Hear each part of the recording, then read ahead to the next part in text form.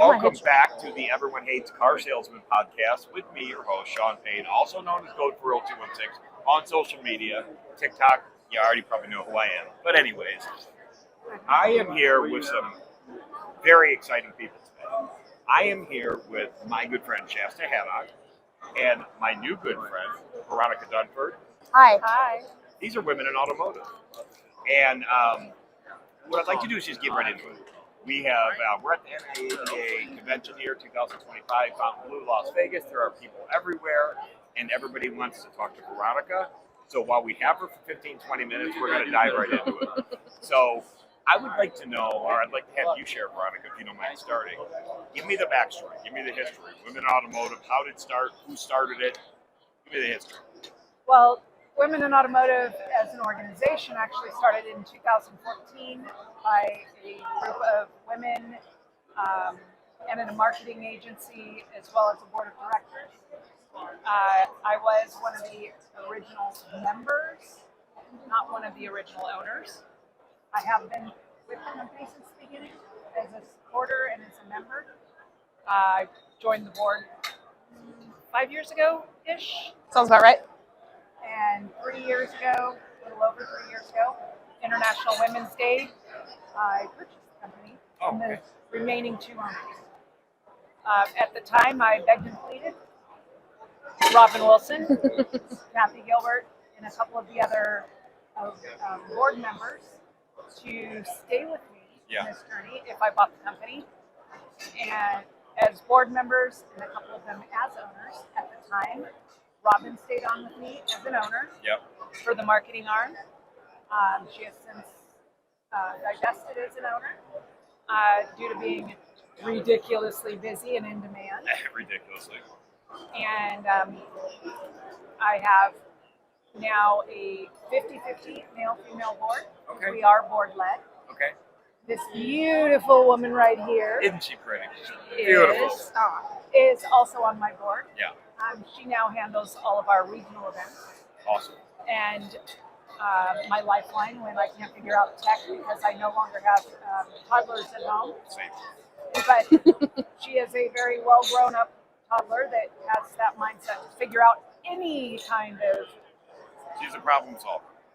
Yes. Yeah, and that leads me to Shasta. And I say that because there was a joke earlier in our conference that we were doing, and we couldn't figure out something on one of our ticketing websites, and Robin happened to say, yeah, well, we don't have any toddlers around, so give it to her. She'll figure it out faster. So it was just kind of an inside joke. No, that is funny. And Shasta is I know, so smart. An amazing and integral part of Women in Automotive. Shasta, do me a favor and tell me, how did you get introduced in, and how, on a day-to-day basis, what's your role? So my original introduction to Women in Automotive is actually kind of hilarious. So we were attending our very first automotive conference. It was Digital Dealer 2016, I think, and was in an elevator, and literally an elevator pitch. Some woman was standing there, and she's like, oh, tell me what you do. And so I gave her like the 30-second. At the time, we were only one company. We were just itty-bitty social media marketing. Yeah. And I was like, oh, what do you do? And I saw on her badge, it said Women in Automotive. And I was like, wait a second. We've kind of been trying to, what my CEO wants to speak there, and we've been trying to get involved. And she's like, okay, great, let me meet her. Stubby, this is who I was talking to. Yeah. And so we go and start a conversation, and she's like, we've actually been looking for social media help with Women in Automotive to help us get out there more. We just don't have the time for it. And so kind of started the conversation there. We got to be more involved in the marketing piece of it for several years. And then Robin got brought on as a board member when the previous ownership was in play, and stayed really involved with it all the way through to the buy sell, stayed with Veronica, and then we just kept opening more companies because why not? And so she had to step back. She absolutely did not have time. I don't know how she sleeps, honestly. She stays so busy. Yeah. And so, yeah. So 2.5 years ago, we started the Chicks in Charge podcast, where, we didn't know what our main focus was in the beginning. We're like, okay, we're two young women. We want to start sharing our voices on a podcast, and quickly realized how popular we were with the young women market. And one of the things that I'd felt with the previous ownership of Women in Automotive is it was too stuffy and corporate. There wasn't enough women there that looked like me, that were young like me, or having the same struggles that I was. It was too OEM and too classy, and I didn't felt like I belonged. So I'd actually stopped attending before the buy sell. Really? Like I know this. I don't know this. I had Yeah. I had stopped attending and really kind of backed away from it. Yeah. So then when Veronica purchased it and her and Gary and Kathy took over, it started to shift back to something that I could be a part of. So then we had the podcast, and that went really well hand in hand, of course, with Women in Automotive. Yeah. So last year at the annual conference, we announced that we were officially partnered together. And so, Awesome. yeah, been hand in hand ever since. And then we started up the regional events really on a structured basis March of last year. Had a really big one in Kansas City that was crazy successful and had so many people showing interest after that were like, okay, so these should be a thing. But what we quickly realized is nobody on the board was equipped to run it or handle it, as the board stood at the time. Yeah. And so I was like, well, I've run a few of these now. Like I probably have a pretty good idea of what it should look like. Like I'll take it over. Just a little bit. Yeah. This girl, literally, and I say girl lightly because she's a grown woman with children, with a husband, with a business, with more than one business, Yeah. who had already come to me with a business plan of, I want to be a partner for the Chicks in Charge podcast. Yeah. I mean, you name it, she's done it. Yeah. And then she comes to me and says, okay, these socials are great. However, they're very disorganized. Oh Yeah. my God. I mean, To the attendees, disorganized is an understatement. Yeah. Yeah. the attendees probably thought it looked great, but on the back end, we're all scrambling like all hair on fire. Right, it's like the ducks on the pond thing. Yeah. Like, yeah. And she says, let me put something together and show you what I can do to help you. And I'm thinking, okay, I'm going to get this, a page, which is basically what she would give the host Yeah. or the sponsor Yeah. when she was helping out. No, I get like 400 pages of business plan and spreadsheets You're like, and hold on. agendas and I didn't want all that this stuff. Yeah. And I'm like, yeah, okay, you can do it. Yeah. Yeah. Take it. You're the right person. Sure. Yeah. That's Absolutely, awesome. you can. You know I can't pay you. She goes, oh, I wasn't expecting you to get paid. Right. And we're having a conversation on the backside. I'm like, how about a board seat? You want a board seat? Yeah. You can have a board seat. Yeah. Because we don't pay our board. We're all volunteers. Well, so it's a funny story about Shasta is, so I met Robin first. Robin is Shasta's mom. And so I met Robin first, and I was enthralled with Robin. I was just drawn to her, just her energy. I call her the Energizer Bunny. We're kind of same generation, so same mindset. And, but there's a very humble side of Robin that a lot of people don't get to see. Because she's got the swag out there with the blue hair, and she's all attitude. And, She right, does have to match us. I'm just telling you. okay, right, yeah. Just so you know. But I was drawn to her, and then I met Shasta, and Robin and I weren't friends that long, and I didn't know how to say to her. So I said, "Your daughter's a star." I said, How did you know she was their daughter? Nobody knew that. She told me. But I said to Most her, people don't I know said, that. Robin, I said, Shasta's a star. You know that, yeah. right? And she's like, yeah. I go, no. That girl's a star. So, and I feel that way today about Shasta, and I'm impressed every single day. I do want to stay on task here a little bit because there's some important pieces that I definitely want to talk about that I think that you'll appreciate that we talk about. So the first question was, why do you feel in your heart, women in automotive, why is this important for the automotive industry? I want to hear your version. Why is it important? Well, to be honest, I started out at 18 in the automotive industry. Okay. And that was a long time 5, 6 ago. years ago, I get it. Yeah, times about, 6. And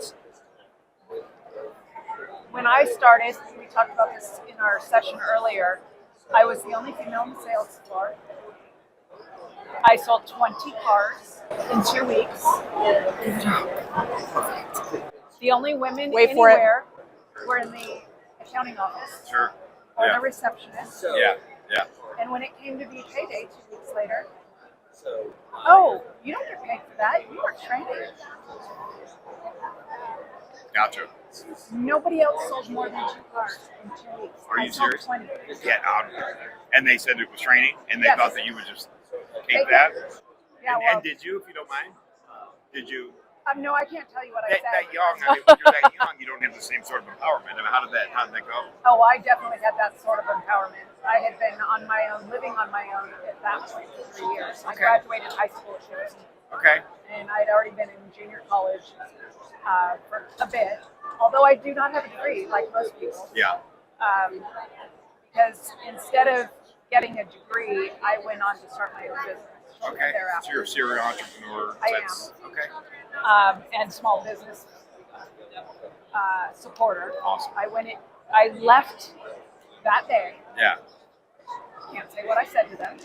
Not on film. This is a And- not safe for kids. I mean, we're no, I'm just kidding. Yeah.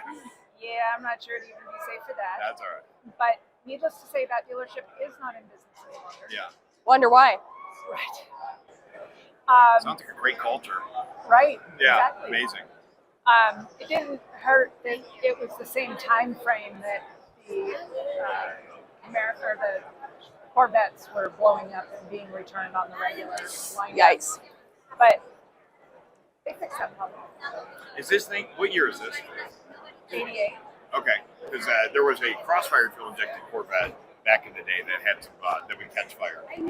For those of you who were alive, anyways. But No, this was in the Z series when they Okay. first launched. okay. So tell me, so what happened? So that experience. I left obviously- and I got into investment banking Oh, and that's awesome. instead, which is also male dominated. And I ended up learning everything I know in business from my then boss, Yep. who had a very different stance. That he had daughters, and he really wanted to make sure that someone took pity on me, because I had a very bad attitude, very big temper. Learned and was taught by somebody, and that he hoped somebody would give his daughters the same. And I learned a lot. Yeah. And I did not have a degree. Yeah. That didn't matter. Yeah. So I worked for a group of investors doing business development, R&D, marketing, you name it. They wanted to buy a company. They would send me in to hire, fire staff, reorganize, write a business plan. I would paint walls,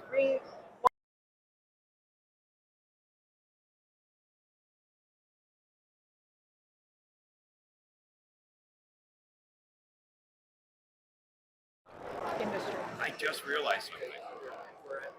You were Shasta before Shasta. You were the first Shasta. It sounds. I mean, that's a similar story. I mean, she just shared off screen earlier how the business plan stuff and how you came. Or actually, no, during while we were on screen. I mean, it sounds like you were Shasta before Shasta. So I can see the synergy there. So, but take that to automotive.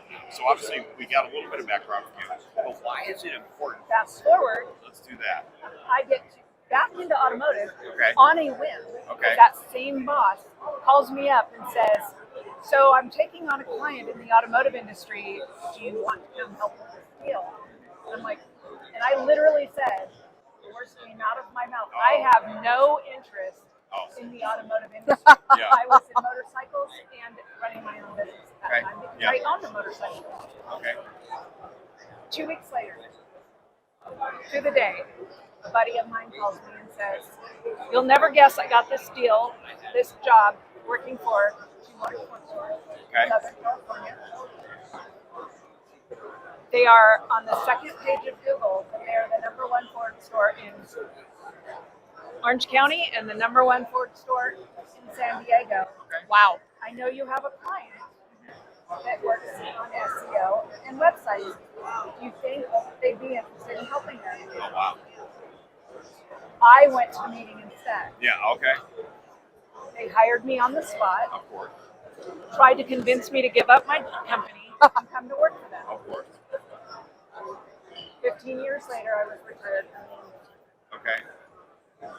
because the only job I've ever been fired from 3 times for various reasons. Yeah. But my first day as a salesperson, I never stood on the line. I was told, "Go across the street over there to the mall and get yourself some high heels and thigh highs so that you can go sell that car, Mm. which happened to be the boss's Porsche. Mm. And my response was, watch this, boys. And I sold that car on the first test drive. For you. That's And I, as you can see, you'll never see me wear a dress yeah. at work. So I'm translating. So the reason that it's important to me, because I also want to focus not just on women. I want to focus on automotive too. So I see why it's important. We all know that's a loaded question. Why is it important? We all know why it's important, right? Equality. Now, and various other reasons. As a former dealer, I would tell people all the time, guys, if I could hire all women, make no bones about it, I would. Well, why do you say that back then? They would say, well, why would you say that? Well, let me be very clear with you. First of all, you don't have a male ego. Okay? So you're not going to do something based on pride, right? We're not going to have this, right? You don't have that. You also have a built-in maternal instinct, okay? Which makes you a very caring person and an amazing listener and an empath, right? An empathetic, right? Right, for the most part. And you are also, and I'm talking to the people that would ask me, but women are also extremely detail-oriented, much better than us. Yeah. Okay? So let me get this straight. So I'm going to paint a picture, guys. Why would I replace all of you guys with a bunch of women? Well, I would be more compliant. I would have less fraud and risk. I would have less funding issues because my deals would get funded because you would get things like stips or signatures, right? Oh, by the way, my customers will have a better experience because somewhere deep down, you actually care. It's not about a paycheck. Oh, and by the way, We know how to you share. don't have this. Yeah, I'm going to be, because I'm the. So now, are there any more questions? Right. I would have these conversations with the guys that work for me, and they thought it was crazy. But, the reality is that I will say this, the best straight car people, profitability-wise, productivity-wise, and I should say employee retention-wise, because you're also more loyal, I think, in my nature, have been women in my history of being a dealer, and especially in the finance office, because again, there's so much fraud and risk that you have there, and we're gunslingers. Hey, it's not right here, you know what I mean? Absolutely. You don't do that. Yeah. It's just not your nature. So I know why it's important. The other thing I would like to know is, we know why it's important in industry like automotive, right? And I think we're getting better, guys. I think that we are coming around. But I'm telling you, the steps are small. What's the next step? Like, give me the vision. Well, part of the problem, everything you just said, 100% agree. But the biggest problem is women have to learn to get out of their own way, and also to Expand on that. learn their own worth, because Okay. they're, as I was saying in our session, I believe that most women are trained, mentally trained from a very young age, not all women, but many, that they have to be better from the beginning. That they let me see. Go, yeah, Give an yeah. example. Yeah. And we use this example a lot. If there's a job posting and a man has 50% of the qualifications, Okay. they're going to raise their hand and they're going to say, sure, I can fit for that and I'll apply. Yeah. A woman can have 75 to 80%. They won't apply. Really? Because they don't have 100%. So this is a mentality I don't have naturally. So explain that to me. Why is that, Shasta? I would like to hear your take on it.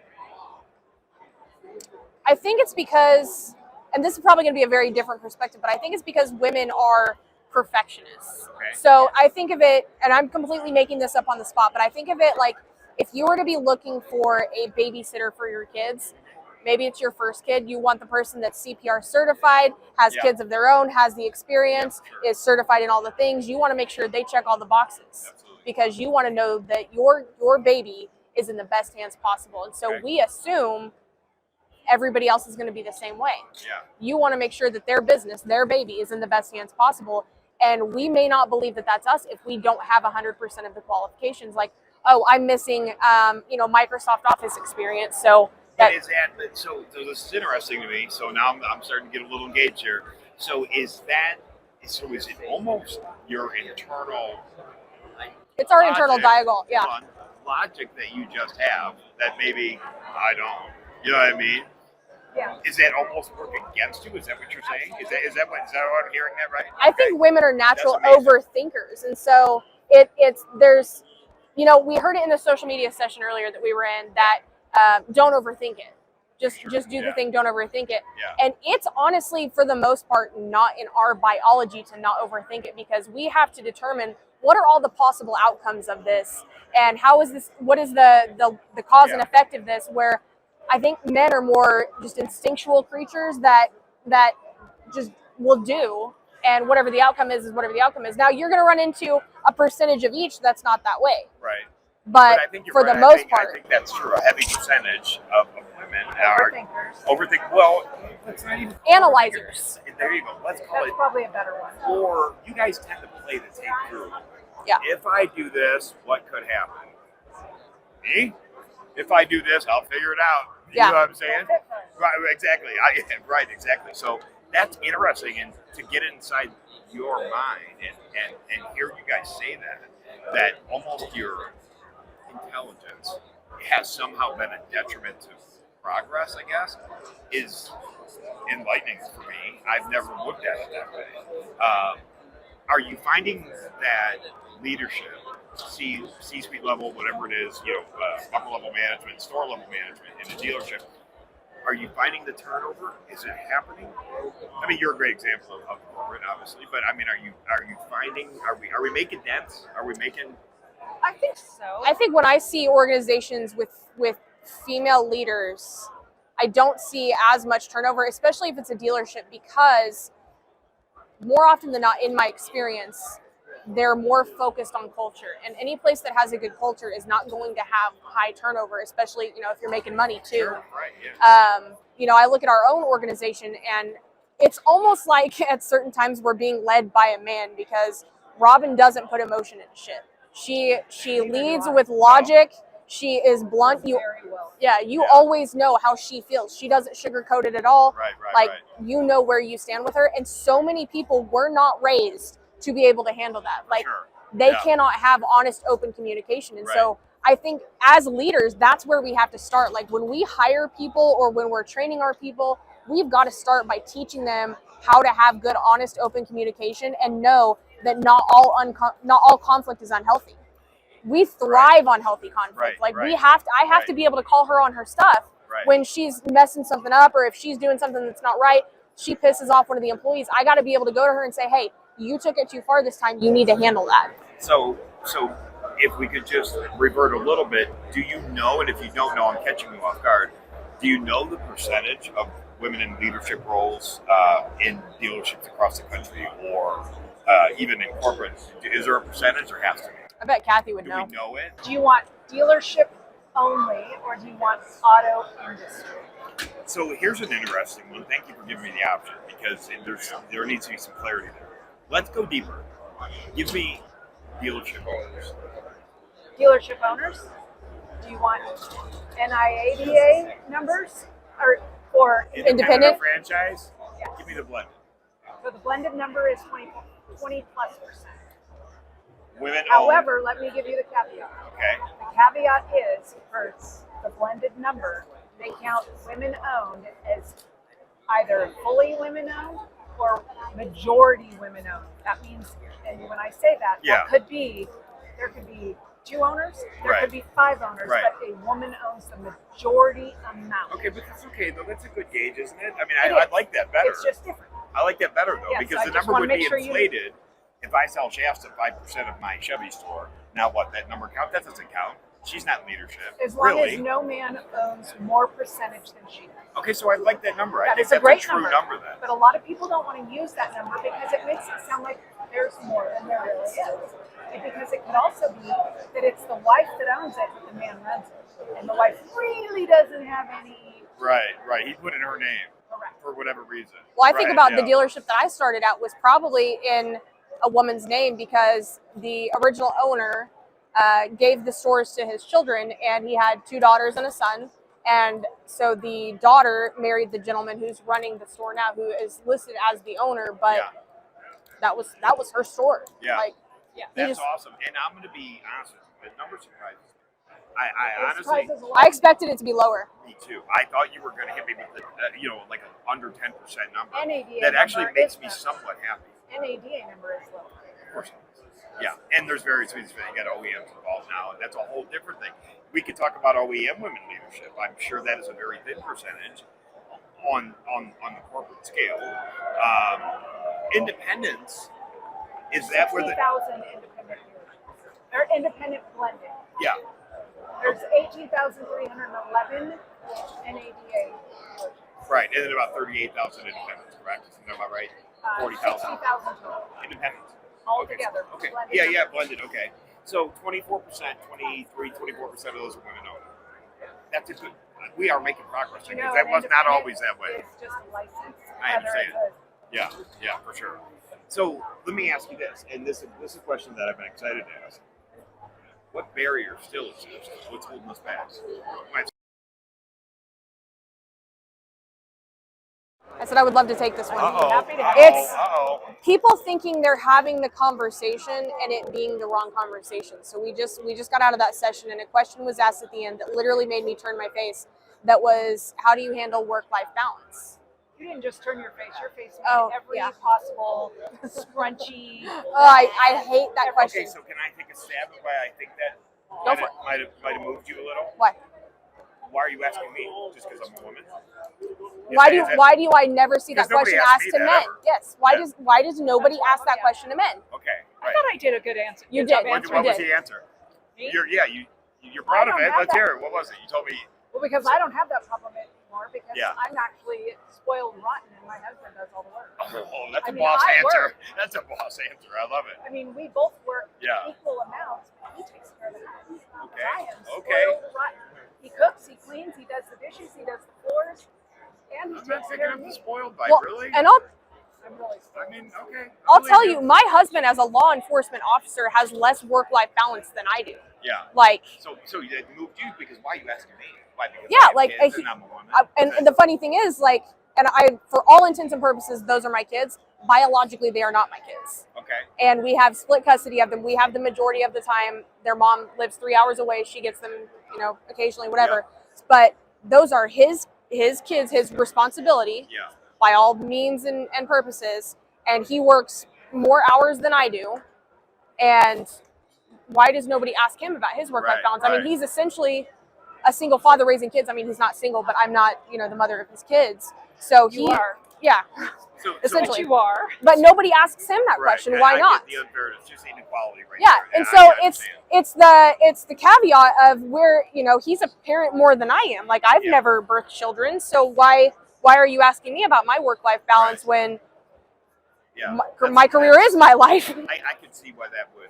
Yeah. Can see. And Now, so it's the way that we that Yeah. we shift the Right. narrative. Yeah, like we talk about. My Yeah. balance is perfect. Exactly. Yeah. Since COVID hit, work-life balance went away for Yeah. 90% of people because That's a good point. so many people chose not to go back to an office. That's a great Well, point. It is I was what you make it. It I was is. talking to a gentleman last Yes. week. That was all part of my answer too, by the way. I was talking to a gentleman last week who works from home, and he was literally complaining about me. He's like, I don't have work-life balance because my office is in my living room, and I'm never away from work. Right. And so it's a problem all That's of us his choice, experience. though. But I mean, we're in the month of men's mental health awareness, Yeah.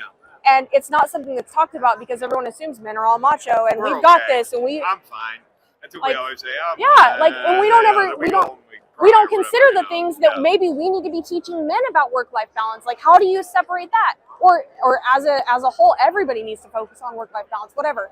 But those are the barriers we're still facing, is that people think they're having good conversations, or one of the things that was mentioned was, what challenges have you faced Okay.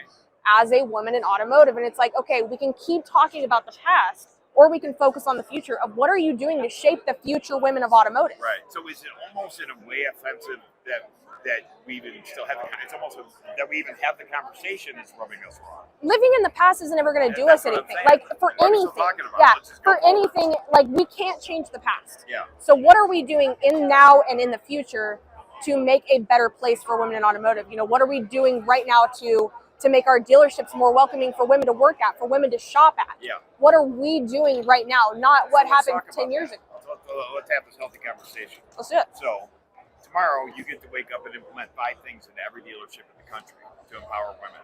How do we do it? I mean, if you had to build me a roadmap, if I was in charge of the automotive industry, and you said, Shawn, here's 5 things I need you to do to make it more equal. I mean, like I'm a 4-year-old because I don't know, what would they be? Build it for me. I think first off, better Aside from support. the normal, Yeah, you know. no, better support for attending conferences. I love that. I Okay. think there should be an allocation for all of your management staff and even some for your lower level staff to attend 1 or 2 learning experiences a year. Okay. Because you can't grow if you're not surrounded by greatness, right? Yeah. So I think even for men, like that's not just for women, but even for men, but especially for women, because they don't get, for the most part, the natural pull up to leadership as Okay. much as men do in a dealership. Okay, so I if we think, have to only do 3, I caught you off guard. So if there's, give me 3. Give me 3. yeah. God, it's been so long since I've worked in a dealership. I think training on healthy communication has to be there. I agree. I mean, I have to be able to tell you how I feel without fear of retribution, and that is the number one thing I hear out of dealerships right now is I can't tell anybody what just happened Yeah. for fear of what's going to happen to me. That makes me sick. Yeah. And I know that you're right. And so okay, so that's 2.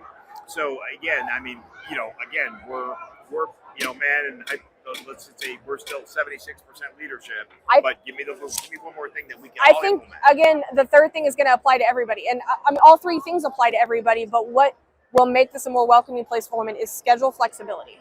I mean, my husband has missed so many of our kids' events because he didn't have the flexibility to leave work. Yeah. I have the flexibility to leave work. I have good, solid leadership in my organization. If I have to go pick my kids up to take them to the doctor, to take them to a football game, I have the power to do that. Yeah. He does not. So I think that making sure that we have that flexibility where you got to go handle something and you have to go to an appointment, you have to go do something without retribution, it's going to get you a point, it's going to get you a half a point, whatever it is. You need to have that freedom and know that it won't be taken advantage of, because your good culture will make sure it's not taken advantage of. So, and thank you. And because, you know, sometimes guys, like sometimes men, And don't forget the live we auction. don't really know what it is that you need from us. We think we do. You know what I mean? People think we need like lactation rooms and all that stuff. I mean, some people do, absolutely. People I met in my life, I'm gonna be honest with you, the women, my grandmother, you know what I'm saying, my sister, and we don't always know. So I do think that there's a lack of a blueprint out there, Veronica, that could be laid out for people. Like this is the improvements that we're asking for. Was it my turn now? Well, it is, but I got a better question. Oh no, yeah, hit it, do it, yeah. I saw you. I want her 3. I want her 3. I saw it racing. Go ahead. So her schedule flexibility is definitely in there, but that goes both ways for men and women. Yeah. Because we have plenty of men out there, like she said, that miss their events of that nature. Yeah. Same, women miss it. Yeah. I did not give birth to my children, but I have 3 children, 3 stepchildren, and I have 6.4 grandchildren. That I have missed more events in the last 15 years being in the auto industry than I ever missed before running my own business, which is crazy. It is crazy. And I have a very flexible boss. I did before now. Yeah. Being retired. Give me your. So you got 3. Tee up 3. So with women in automotive, since purchasing the company, we are very inclusive of men. We firmly believe that if we don't include men, we are never going to change our narrative. It would almost be hypocritical, wouldn't it? Well, you would think think so. Right. But that is not Does everybody see it that way? No. Prior to purchasing the company, it was not a warm and welcoming endeavor for men to participate. Oh, really? It's almost a little reverse. Yeah. Wow. There was someone, Joe Webb, who's one of our board members, was talking about how he was speaking at one of the Women in Automotive events, and a woman literally stood up and heckled him from the audience as to why he was there. Yeah. And so I've had the company for 3 years. Dallas. Dallas event. You cannot win if you're not present, but you can hear who you are present. A lot of people did. Cards to the A lot of people still to this day don't know that it's been right now. but it's me. Yeah. And I happen to be walking through the lobby. I don't wear a badge. Even here, I don't wear my badge because it usually snags my clothes or gets caught in my hair or whatever the case may be, and I just get a little pissy about it. And I overheard a woman complaining about the amount of men we had. Mind you, prior to the purchase, 7% men max at any given time. We're at 20 to 25% now. For you. But that year was our first conference under new ownership. Yeah. And this woman had the audacity to say out loud Okay. that she did not want men there. She wanted it to go back to the way it was when it was just women involved. And I stopped mid-stride, and I turned to her and I said, I'm sorry, you're just perpetuating the problem. Correct. Yeah. If you want to go back to a women's club, Yeah. when we're trying to change it from a men's club, Right. then I would be happy to refund your ticket. Yeah. She goes, who the hell do you think you are? I said, hi, I'm Veronica. I own this place. Right. And if you are not happy being here, and Yeah. who our guests are, Yeah. or who happens to be one of my board members that make all this happen for Yeah. you, Yeah. then you are welcome to go out that door and leave and never come back because you're perpetuating our problems. That's a shame. My question is, did you know if she had to go to the ER like the broken toes from the mic drop? I mean, was she jumping on her? She did not leave. She didn't leave? Okay, gotcha. Well, of course she did, because that's amazing leadership. But her friends that were standing there were like, Yeah. Well, so my last question is going to be this. But my other answer to your question. Oh, yes, sorry. Men, Yep. including in our conversations and our events. Yeah. But not only that, mentorship. Mentorship. Yeah. Because for a dealership, you need to be able to mentor, providing it. And we have a mentorship program. We Saw have that. dealer memberships Yeah. that we have, and we also offer the opportunity to come in and Okay, folks, no blame. This is your last chance. Make your way over. We're about to give away where we can help $500 train 2 different times. and their Okay. employee research Yeah. resource group Yeah. on how to sell to women, how to work with women, Yeah. how to work together, how Yeah. to collaborate, and also offer mentorships. Yeah. So that's just something that we do. So the blueprint is out there, but It is out there. I'm People gonna- just don't realize that it's out there for them. right. So there's my last question. It's her job. No. I'm coming. No. I'm hitting. Yeah. No, hold on. You're driving, right? You're driving. Okay. How do we? And I'm asking because this is in my blood.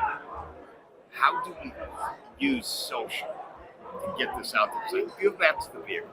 Social media is the vehicle, right? How do we get it out there?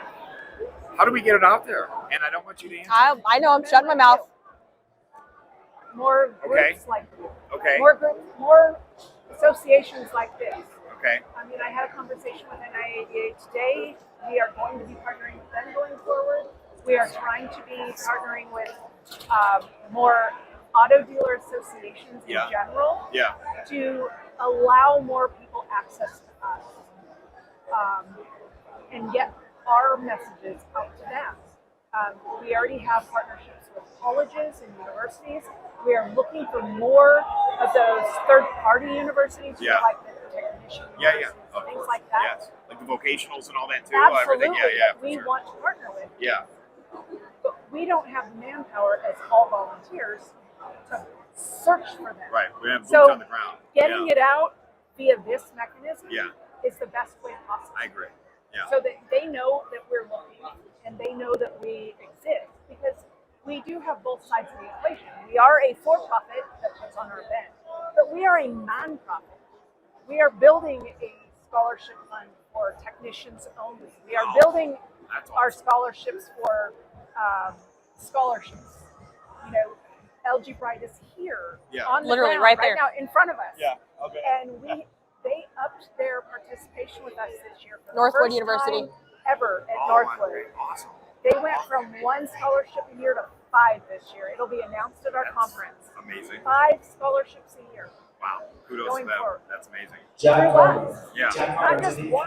Yeah. NIADA booth. We have a partnership with Kaiser University. Anyone that's a member of our organization automatically gets 25% tuition assistance for them or any family member. Really? Okay, so I'm an industry guy. I don't know this. How do we got this has to come out. I mean, you know, I'm imploring you to find a way to get this out because the message is clear, the passion is there, the leadership is there, right? I know all of you, highly impressed with all of you.